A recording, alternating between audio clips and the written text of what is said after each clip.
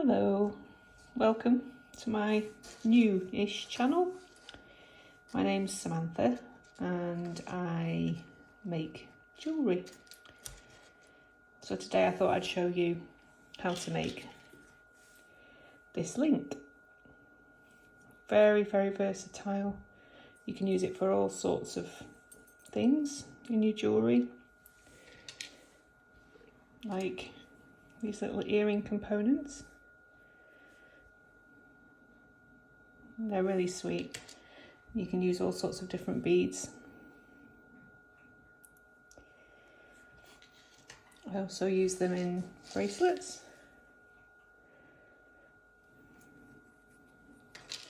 As you can see, they're really, really pretty. And necklaces too. So you can either make them really small, like the earrings, or you can increase the size for necklaces. And here you can see I've made some smaller ones and attached some lovely glass beads. Okay, so today I'm going to show you how to make these little beauties. I know you're going to have a lot of fun with them and you can use them for all sorts of different things. So let's get started. Okay, so the equipment that you're going to need to make these little links is pretty standard and pretty basic, and you can purchase them quite easily and cheaply to start with on online retailers. Some of the bigger ones have some really good quality pieces of equipment for not a lot of money. So to start with, you're going to need some flush cutters. These ones weren't very expensive and they're perfect for thinner wire. You can see they have a flat edge and a V edge. So you're going to be using the flat edge to make what they call a flush cut.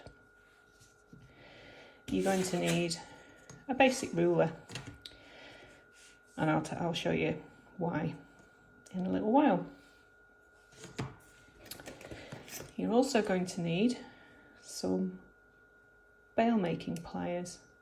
Now I like to use these ones because these are called a 6-step bail making plier, and they have obviously 6 different millimeter widths. For this tutorial we're going to be using the very smallest one, which I believe to be 3 millimeters. But if you don't have those, you can use regular round nose pliers,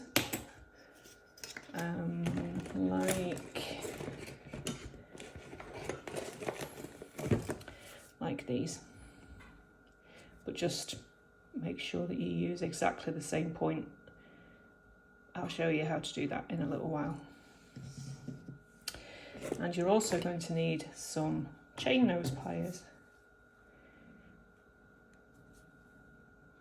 So I have these ones, or you can have slightly stubbier nosed ones. I tend to use these a lot because I have very big hands and I like the size of these. They fit quite nicely in my hand and I get a lot of control out of them, but any chain nose pliers will do.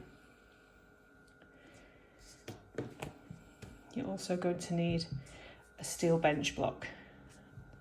This I bought quite cheaply and it's perfect for what I want. It has a rubber housing, if you will, so it sort of deadens some of the sound. But again, I'll show you that in a little while.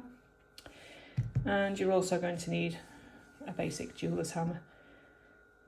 I like this one because it has a slightly beveled dome and it is quite heavy in the hand. And again, with me having such big hands, I like to have something that's a little wieldy, if you know what I mean. So, and then the last thing you're going to need is obviously some wire. I'm using the 1 millimeter 18 gauge gilt craft wire today, mainly because it's quite malleable but still has quite a bit of solidity to it, but also it's relatively inexpensive, and whilst you're learning it's always better to use cheaper materials whilst you hone your craft. And this is what I'll be using today. Okay. So there's all sorts of sizes that you can make of these little links. I used this for this size. Now this is one of those vanilla smelly things that you use to stop you from craving chocolate. I have to say that it's not actually worked. So I now use it for making links. I'm still eating chocolate. There you go. You can use the larger of the bail making pliers. You can buy specific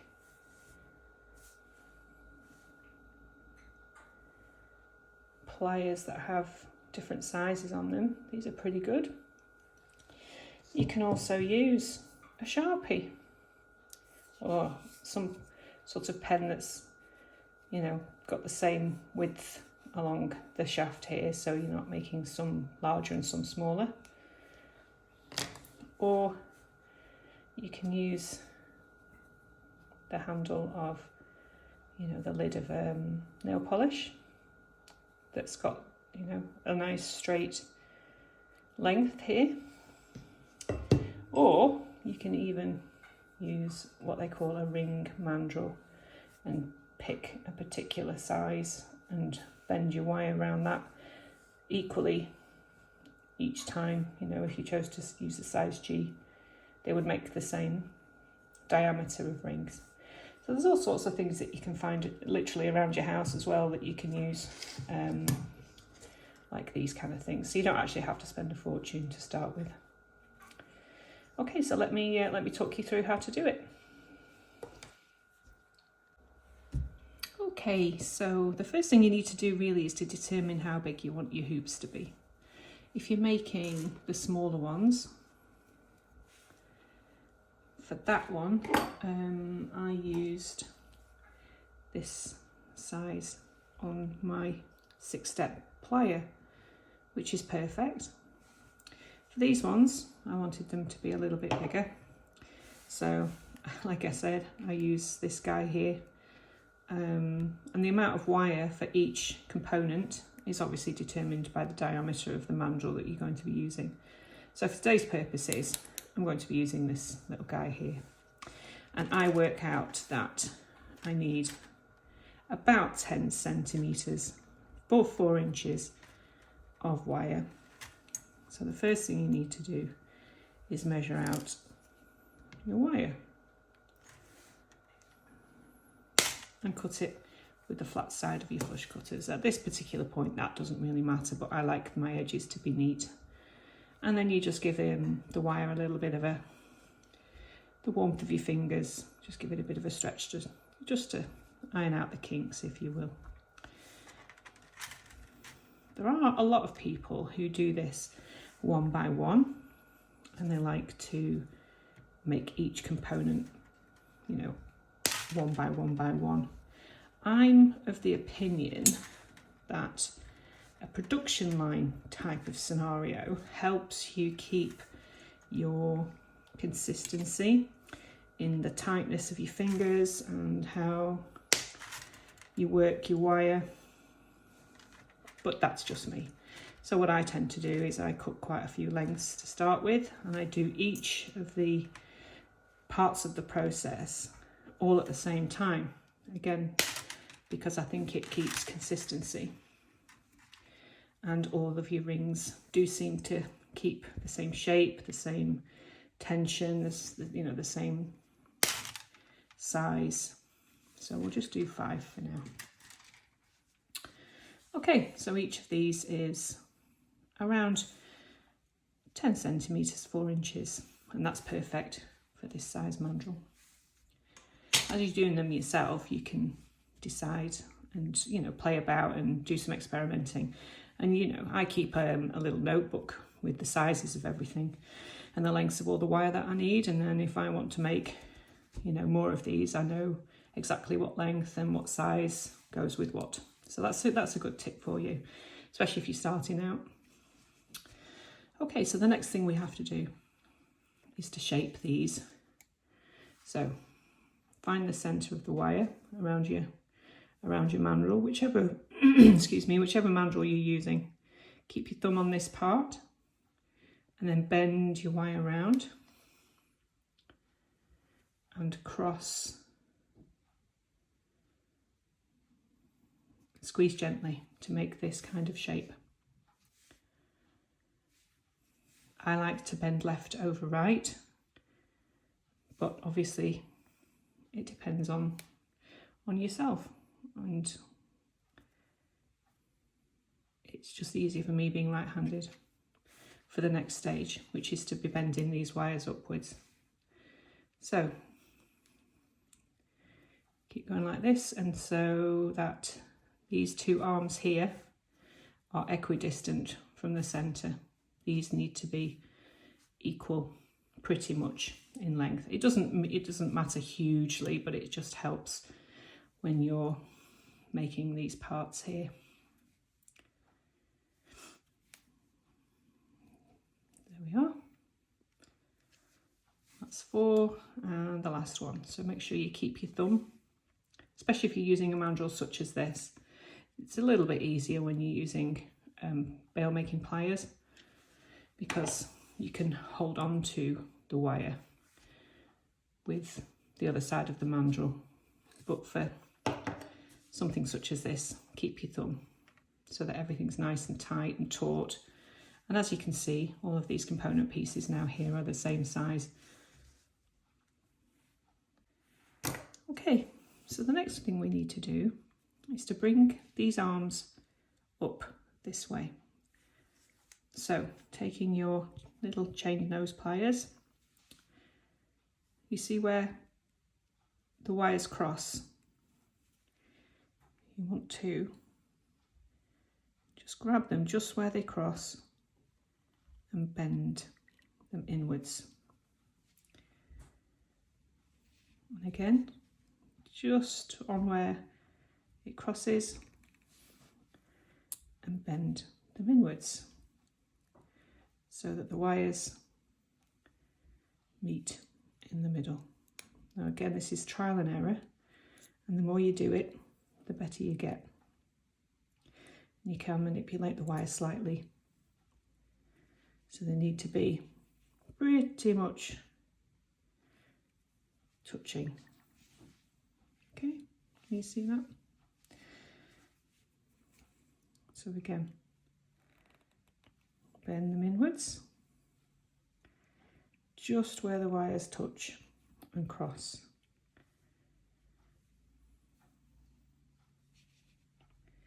So that you get them pretty close together. Do one more.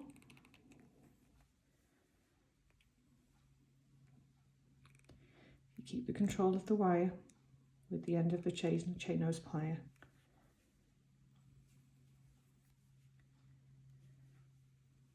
And if they're just a little bit offset, just give them a little bit of a squeeze and a little bit of a readjustment. You can squeeze the wires slightly, not too much though, because you'll alter the shape into an egg, and I mean that's fine if that's what you want stylistically, but we're trying to go for circles here.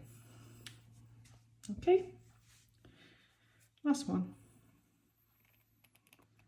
Bend where the wires cross. And if you aim for a roundabout just about there, you'll find that the wires pretty much stay together. Again, if they're slightly offset, just give them a tweak. This is what we're looking for. Okay. Okay, so your next stage, there's actually 2 ways of doing it. You can either bend these first and then cut them to size, or you can cut these to length, should I say, and then cut them. So it really is entirely up to you. Now, the length of this wire here is determined by how large you want your hoop to be. I know from practice that I want this to be around about 1 centimetre because I use the smallest section on the bell making pliers. So again, this is down to your own design feelings or how big you want these hoops to be. I would suggest you make them as small as you can, excuse me, because they fit around this quite nice and snugly. I'll just show you here, if you can see. These hoops here are made on the second, which took just over 1 centimetre. But the larger the hoop, the larger this circle is. I would suggest, you know, you sort of adjust this part of it accordingly. But for these little guys, we're using this size to make this size of hoop. As you can see, they fit really nicely and snugly on the actual piece. Okay, so I think for today we will bend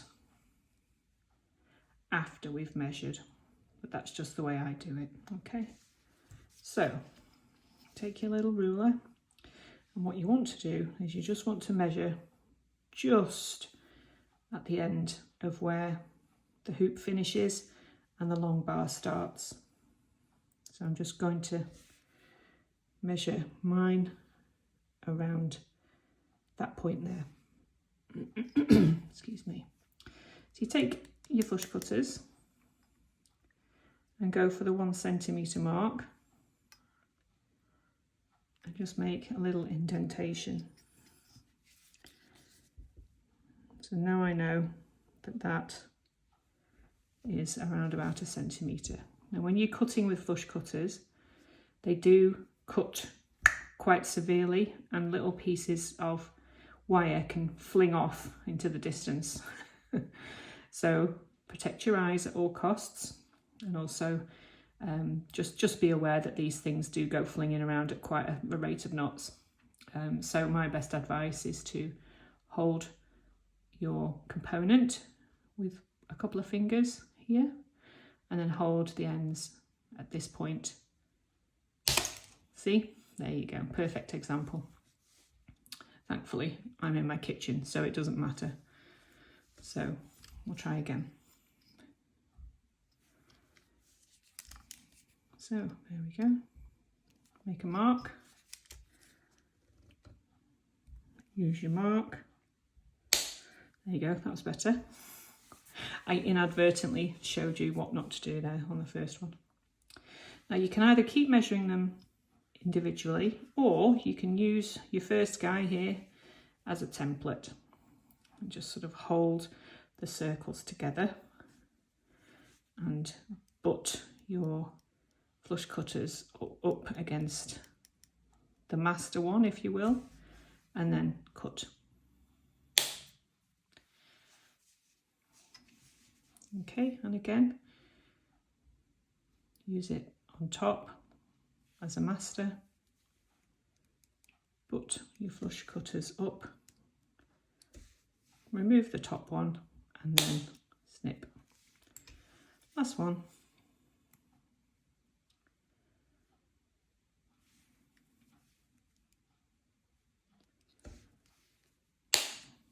There we go.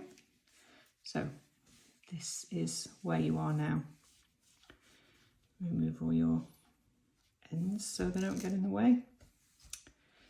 Okay, so the next thing we need to do is to bend these wires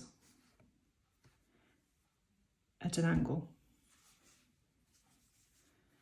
So I'll show you how. So try and keep them as close together as you can. Take your small chain nose pliers and hold them, you can see, around about there, just before the circle starts. So keep them as close together as you can, and then bend your circle downwards. Don't worry about those being just slightly offset for now. And again, here, hold tightly, but not too much so that you squish your wire, and bend. So you have a 45-degree angle. Doesn't matter if it's slightly less than that. And bend. See, that kind of angle is fine too. I tend to use 45 degrees because it gives you a little bit more wiggle room when you come to the next stage. And bend. Last one. Hold it just as the circle ends, and bend. So again, we've got a production line going on here, as you can see, which I like to do because I think it does give you a little bit more control. So the next thing we need to do is to make these hoops. Now this is the fun part, because sometimes these hoops don't like to play and they get a little bit aggressive with you, and you'll see what I mean, hopefully. I'll try and give you an example of how they like to run away with you. So we are using the smallest part of the 6-step bail making pliers here. Now these guys need to be the same length, and they need to be as close together as possible. So if you can, if you want to manipulate the wires slightly to make them completely close together, that's great. But obviously don't try not to distort the circle that you've lovingly created, because that would just be a pain. Okay, so the next thing we need to do is pop the 2 wires in between,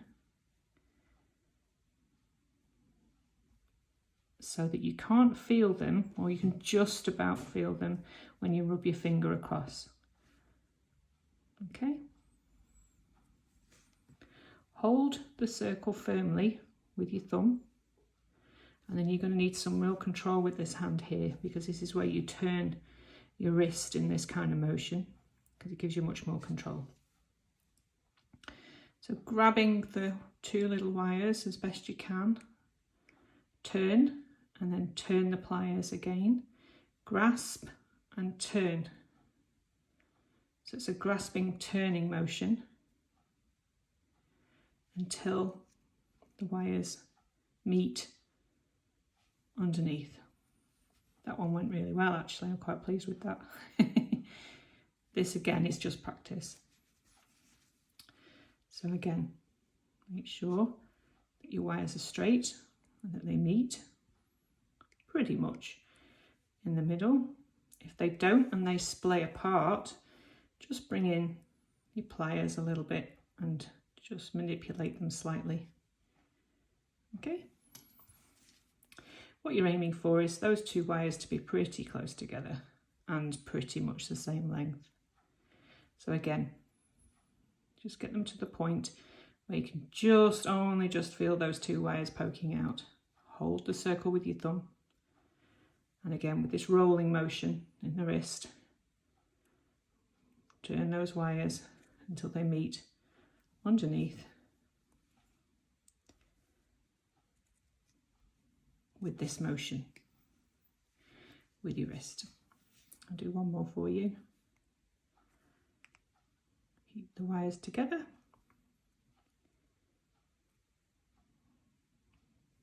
And turn, release, grasp and turn, release, grasp and turn.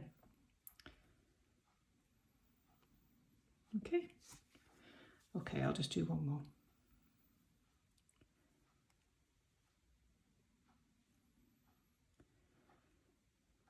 Okay, turn, release, grasp again and turn in this motion. And there you have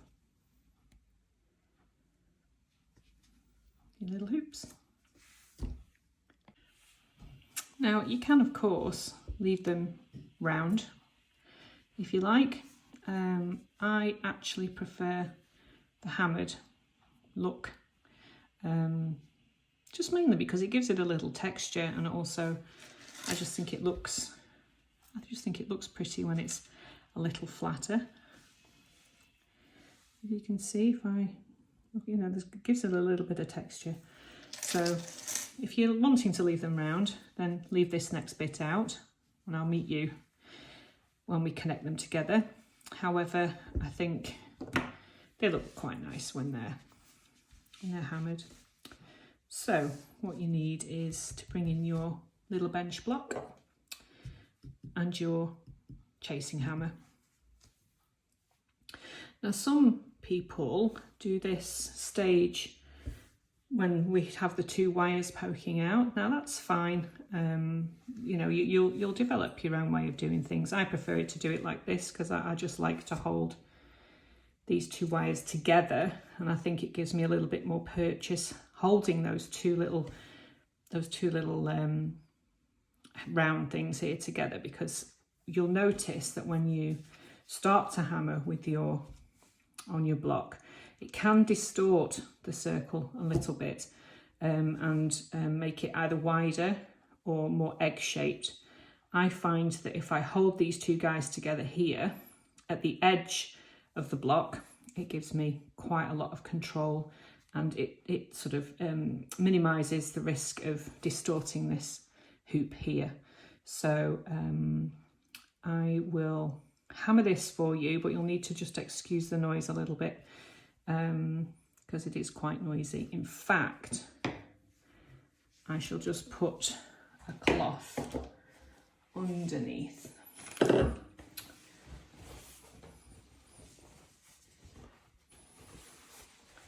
Just to deaden the sound a little bit. If you can see that okay, yeah, that's good. Okay, so hold your wires here and then start to hammer.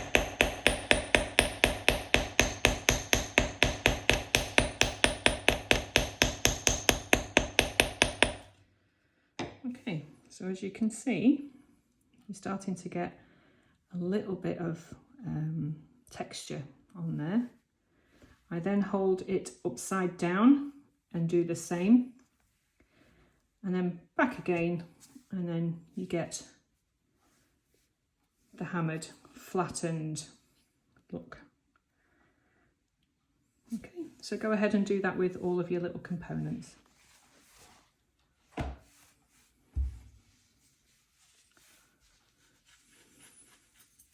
Once you've done that with your components, it's time to start linking them together.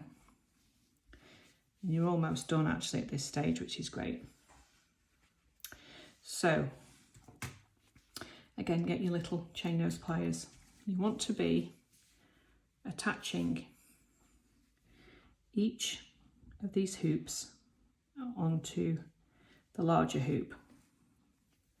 And make sure you do it all in the same direction. So all of the hoops are going in the same direction, and all of the, as you can see here, I hope,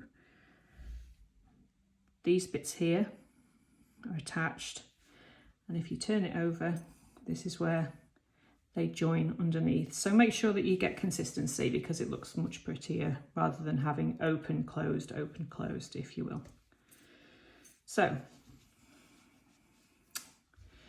this is your component, and you choose this one.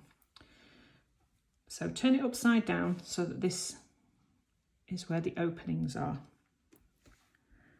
And what you need to do is to bend it out slightly and very gently open these two guys up. Use the pads of your finger for control. Okay, can you see here how these are now open?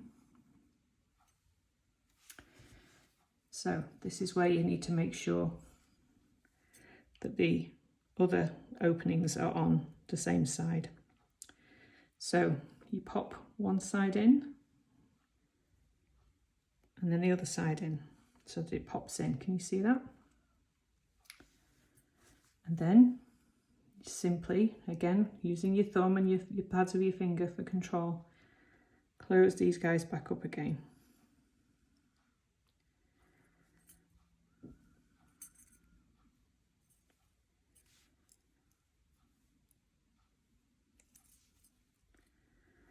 There we are.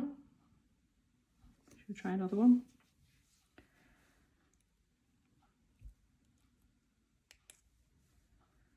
Okay, so we open and open, you see? Make sure that you use this side where the guys are all consistent, and pop one side in. And if that happens, just literally open them up slightly more. Again, this is just practice.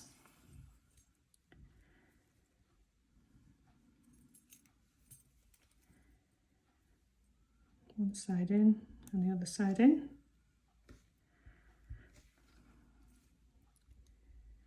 Close. Smush together if you need to, just gently. And again, if there's a slight touch of distortion, wire is really quite forgiving. Just give it a bit of a jiggle.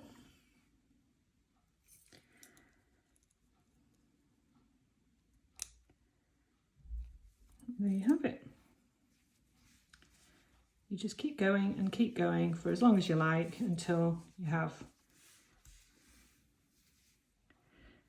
brilliant for bracelets, and obviously, like I said, for other kinds of bracelets. I'll be doing a tutorial on how to make these soon. And for longer necklaces, or wrap bracelets in fact, these are quite pretty. And here you can see I've made smaller ones to fit around the back of the neck comfortably. So you can make these in any size you like. And again, for these little earring components, which are super easy. So it is just literally one of these components just made smaller, and then we've wrapped a little amethyst bead inside.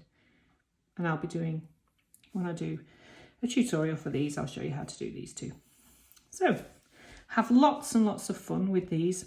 They're so versatile and you can use them for all sorts of different things. And I hope you have a lot of fun with them. Thank you for watching.